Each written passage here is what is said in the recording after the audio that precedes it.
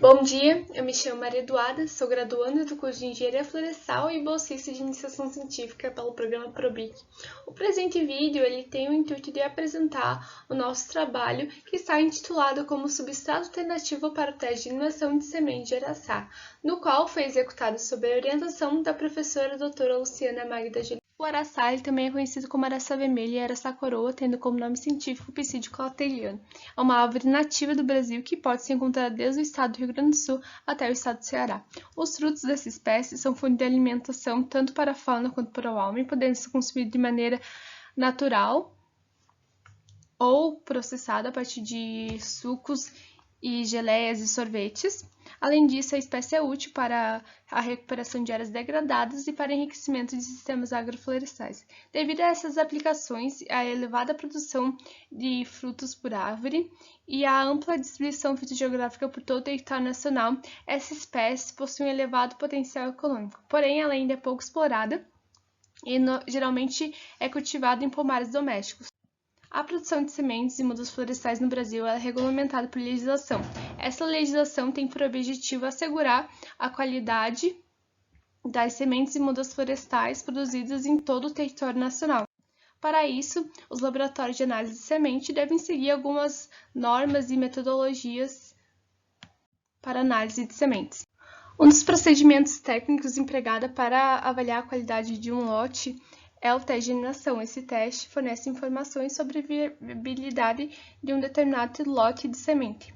Entretanto, temos poucas informações na literatura sobre as condições específicas do teste de germinação de espécies nativas, e com o araçá não é diferente. E ainda temos uma certa controvérsia na literatura. A RAS não tem nenhuma prescrição, a Instrução de Análise de Sementes de Espécies Florestais do MAPA indica uso de vermiculita e areia, e já o relatório técnico da Embrapa indica o H de 1%.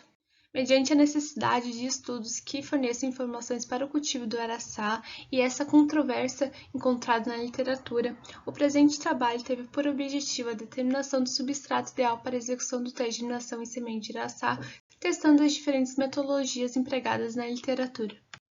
As sementes utilizadas nesse estudo foram obtidas a partir de frutos em estágio maduro. A presente imagem nesse slide demonstra o que consideramos frutos em estágio maduro.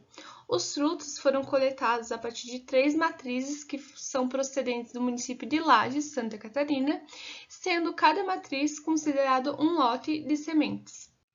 Após a coleta, os frutos foram despolpados manualmente e as sementes foram secadas em temperatura ambiente e, por fim, armazenados em geladeira. O experimento, em geral, foi conduzido no Laboratório de Sementes Florestais, no campus CAVE da UDESC, seguindo um delineamento inteiramente causalizado, com 4 repetições para cada tratamento, e um arranjo fatorial 3x4, sendo 3 lotes e 4 substratos. Os substratos testados nesse teste de germinação foram agar a 1%, areia, papel mata-borrão, papel germiteste e vermiculita. A partir desse teste de germinação, foi possível determinar a viabilidade das sementes por meio da interação entre o lote e o substrato, determinada a partir do percentual de germinação no final do experimento, aos 60 dias após a instalação do teste de germinação. Foi considerada semente germinada aquelas que apresentaram plantulose normais, seguindo a descrição da RAS de 2009.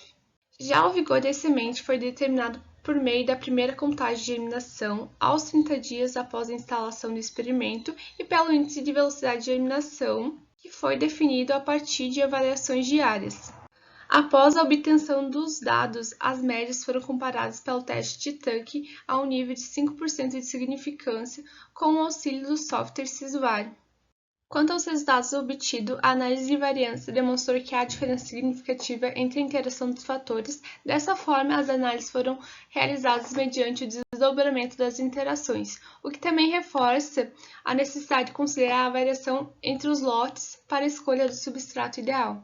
Em relação ao percentual de germinação, é perceptível que para o lote 1 e 2, os maiores percentuais de germinação foi utilizando o substrato mata-borrão. Já para o lote 3, foi utilizando o germiteste, porém esse substrato não difere estatisticamente do mata-borrão e da vermiculita.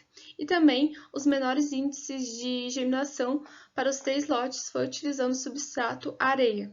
É importante salientar que o substrato agar, concentração de 1% indicado pelo relatório técnico da Embrapa, ele favoreceu o desenvolvimento de fungos. Então, a gente descartou todas as análises do agar, porque ele prejudicou totalmente a germinação dos tratamentos.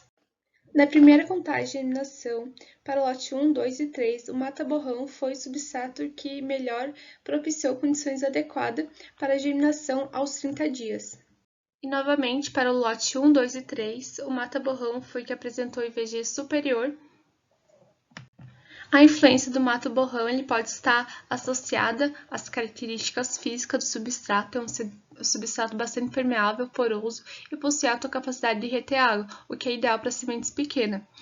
E também a semeadura sobre papel propicia a maior incidência de luz em relação aos demais substratos, o que também pode ter auxiliado os maiores índices de velocidade de germinação.